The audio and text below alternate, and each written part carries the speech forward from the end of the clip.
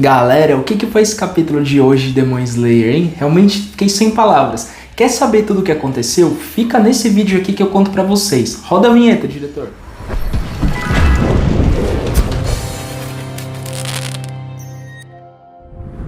Fala galera, beleza? Diego Aires aqui e esse é o Nerdzoid. No vídeo de hoje, galera, nós vamos falar sobre esse capítulo de Demon Slayer. Assim, esse capítulo aconteceu bastante coisa, galera, bastante coisa surpreendente, então continua no vídeo aqui que eu vou contar detalhe a detalhe do que aconteceu. E galera, não esqueça de já deixar o seu like aqui, se você está assistindo e ainda não é inscrito, se inscreva, não vai demorar nada e isso me ajuda muito na divulgação do meu trabalho e principalmente no crescimento do canal. E vamos agora lá pro vídeo que eu vou contar detalhe a detalhe. Então galera, o episódio de hoje ele dá continuidade entre a luta da Daki e a Nezuko. Inclusive tô sendo bem bonzinho em chamar isso de luta, porque foi mais uma surra que a Nezuko deu na Daki do que outra coisa. E o que é interessante é porque realmente a Nezuko está irreconhecível nessa luta. Primeiro, claro, pela transformação e a força que ela apresenta. E segundo, porque ela está muito cruel. E a gente vai vendo ao longo do capítulo que ela parece gostar de fazer, gostar realmente, ela está gostando ali de fazer a Daki sofrer. Na sequência do capítulo, galera, o que a gente vê? A gente vê um Tanjiro desacordado. Então ali ele tem uma espécie de sonho, né, um sonho lúcido com o irmão dele, onde o irmão dele fala para que ele tem a obrigação, que ele tem que salvar a Nezuko, para que ela não deixe de ser quem ela é. Então com isso, o Tanjiro tem um estalo e ele acorda. E ele sai imediatamente em direção aonde está acontecendo a luta entre a Daki e a Nezuko. E aí galera, voltando ao campo de batalha que estava acontecendo ali entre Nezuko e Daki, continua a sessão da surra. Então assim, Nezuko atacando sem dar chance nenhuma de defesa da Daki. Em uma tentativa de contra-atacar, a Daki usa as faixas e ela consegue de fato cortar a Nezuko em vários pedaços, né, em várias partes. E aí pergunto pra vocês agora, galera, vocês acham que esse contra-ataque da Daki deu certo? Claro que não, né, gente? Afinal, ela já estava tomando uma surra, não ia ser um ataque qualquer que funcionaria. Então, ela consegue de fato cortar a Nezuko, porém o sangue da Nezuko, ele se enrijece. Então, ele mantém os membros dela grudados, mantém na formação realmente do corpo, por mais que estivesse cortado, mas ainda estavam ligados os membros, né? Tanto que ela se defende do ataque da Daki usando os braços e a perna, normalmente. E aí, realmente, nesse episódio não foi o episódio da Daki definitivamente.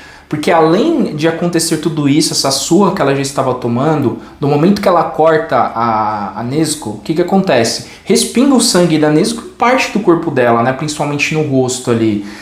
E todos nós sabemos que a Nezuko tem a habilidade de conseguir, através do sangue, fazer as coisas pegarem fogo, né? Pega ali, se transforma em chama. E adivinha o que acontece com a Daki? Obviamente ela pega fogo com essa técnica da Nezuko. E vocês se recordam que eu falei pra vocês da curiosidade a respeito da crueldade com que a Nezuko estava fazendo os ataques, né? Ele se mantém ao longo da batalha.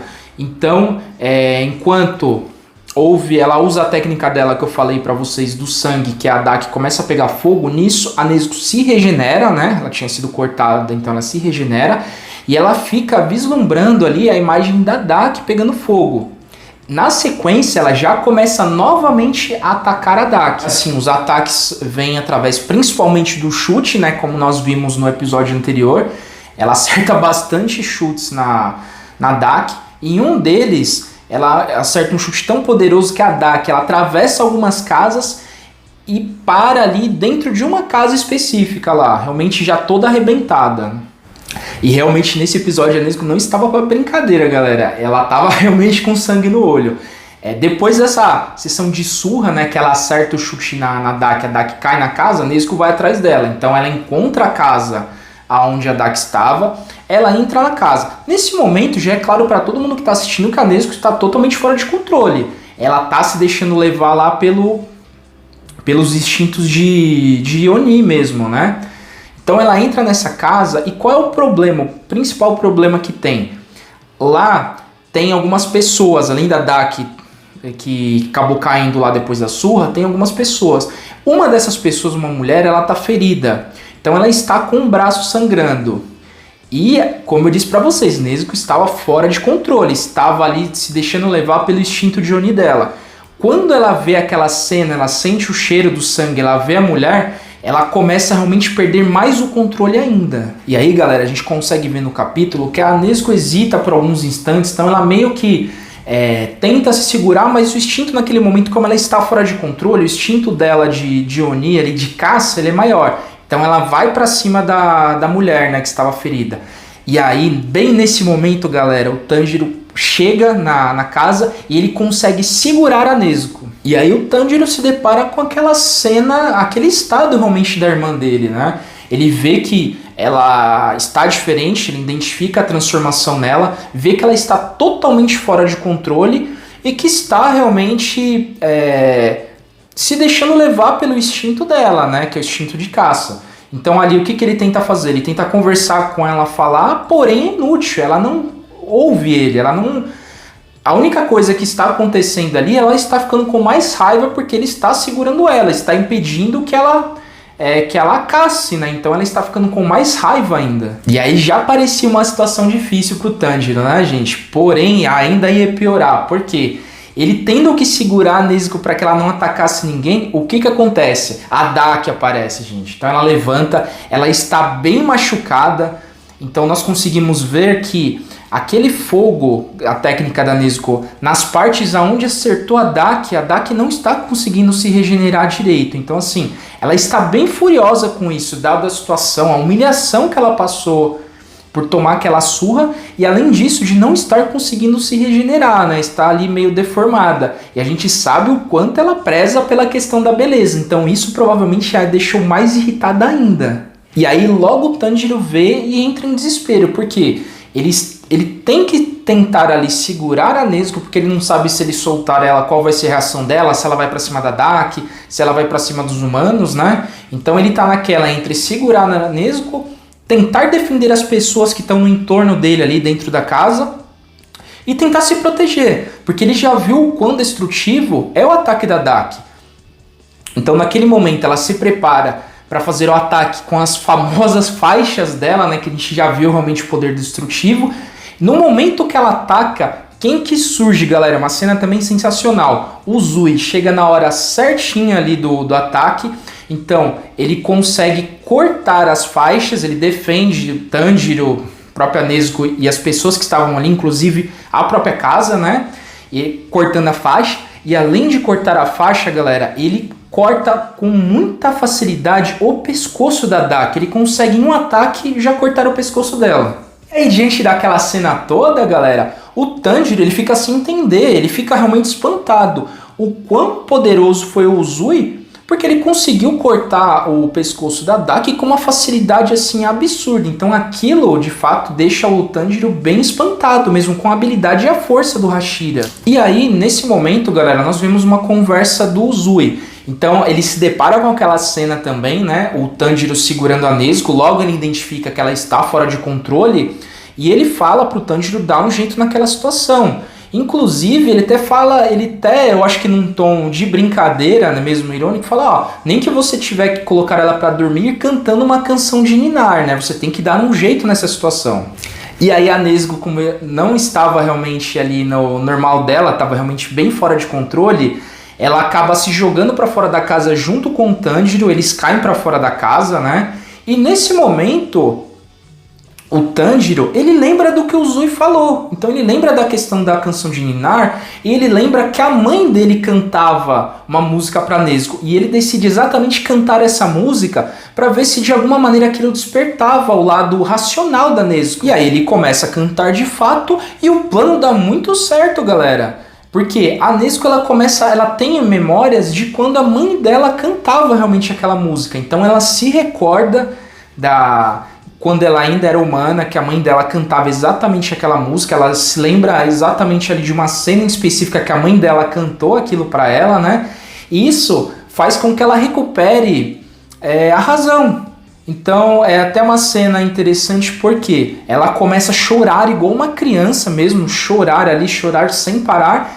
Nisso, ela volta ao estado dela normal, então ela sai daquele estado de transformação que ela estava e ela cai no sono. Isso o episódio volta ao foco ao Uzui, né? Então aquela cena de dentro da casa, né?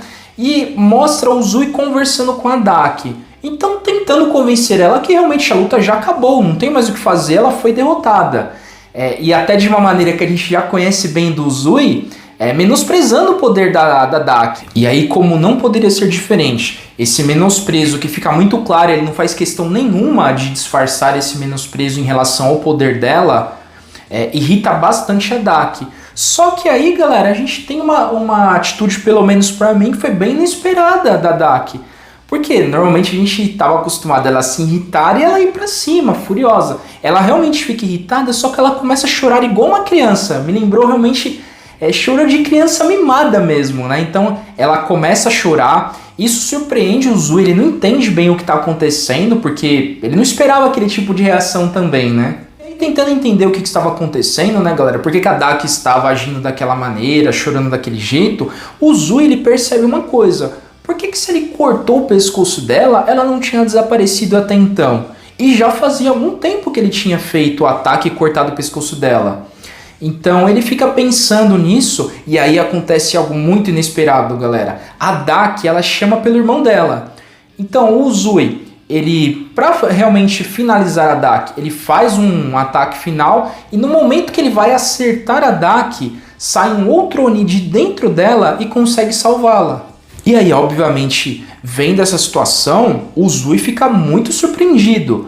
Primeiro, porque da onde surgiu? Por que apareceu aquele Oni? E segundo, porque os reflexos daquele Oni, ele percebeu que eram muito melhores do que o da própria Daki.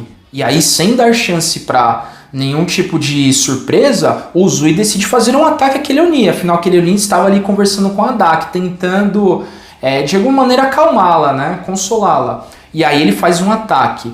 Nesse momento nós vemos algo muito interessante, galera. O Oni olha para o Uzui e nós conseguimos ver que nos olhos dele também tem os símbolos das luas superiores. Então aquele Oni de fato também é uma lua superior. E aí na sequência, galera, tem uma cena que eu particularmente fiquei bem surpreso. Por quê? Aquele Oni, além dele conseguir desviar do ataque do Uzui, nós vemos que ele consegue ferir, mesmo que de raspão, ele conseguiu ferir a testa do Uzui. E aí tem a revelação, pra mim, que é a revelação do capítulo. Nós descobrimos que, de fato, aquele Oni, ele é irmão da Daki e que ele se chama Gyutaro. E aí agora foi a vez do Gyutaro atacar o Uzui. Então, obviamente, o Hashira, ele consegue desviar de todos os ataques também de uma maneira muito impressionante. A gente já sabe do potencial dele, já conhece, né? E além disso, ele consegue também proteger as pessoas que estão dentro da casa. E aí, voltando ao Tanjiro, galera, que estava fora da casa, né? Ele percebe, ele sente a presença de um outro Oni ali dentro da casa. Então ele percebe realmente que tem algo errado. Por que teria aparecido um outro Oni ali dentro da casa? E aí, nesse momento, galera, quem que surge? O Zenitsu e o Inosuke. Então, prontamente, o Tanjiro pede que eles ajudem o Hashira, né, nessa luta, enquanto o Tanjiro ele guardaria a Nezuko na caixa de novo, para que protegesse ela, né? Afinal, ela estava dormindo ali e, como todos nós sabemos, ela não pode ser exposta à luz solar. Então ele já queria levar ela de volta para a caixa, por isso que ele pede para os amigos ajudarem o Hashira. E aí, voltando ao foco da luta entre o Uzui e o Gyutaro decide atacar usando a sua técnica especial, que é corte de sangue. Então, assim, seria mais ou menos como o sangue dele virasse em lâminas finas. O Uzui vem daquela situação, vendo realmente que seria muito difícil ele conseguir se defender e defender as pessoas. Qual é o plano que ele tem naquele momento? Ele pensa muito rápido. Então ele usa as bombas dele, que ele leva com ele, né? Ele abre um buraco no chão, obviamente ele e as pessoas que estavam naquele andar, eles vão para o chão e com isso ele consegue proteger as pessoas. Então o plano dele dá muito certo. E aí, depois que as pessoas fugiram, depois de serem salvas pelo Uzui, Gyutaro continua atacando. Então o Uzui vai se defendendo e nisso ele começa a pensar, ele começa a refletir de tudo o que tinha acontecido.